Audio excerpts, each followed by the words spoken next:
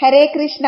ശ്രീമദ് ഭഗവത്ഗീത അധ്യായം 1 അർജുന വിഷാദയോഗം ശ്ലോകം 44. ഉത്സന്നകുലധർമാണാം മനുഷ്യാണാം ജനാർദ്ദന നരകേ നിയതം വാസോ ഭവതീത്യനുശുശ്രുമാ.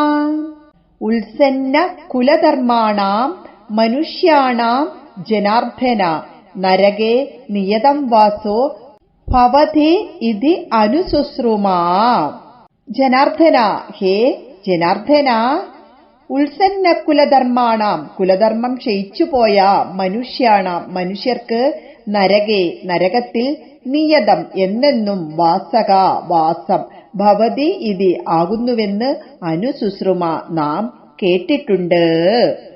അല്ലയോ ജനാർദ്ദന, കുലധർമ്മം നശിച്ച മനുഷ്യർക്ക് എന്നും നരകവാസം സംഭവിക്കുന്നു എന്ന് ഞങ്ങൾ കേട്ടിട്ടുണ്ട് എന്ന് അർജുനൻ ഭഗവാനോട് പറയുകയാണ്.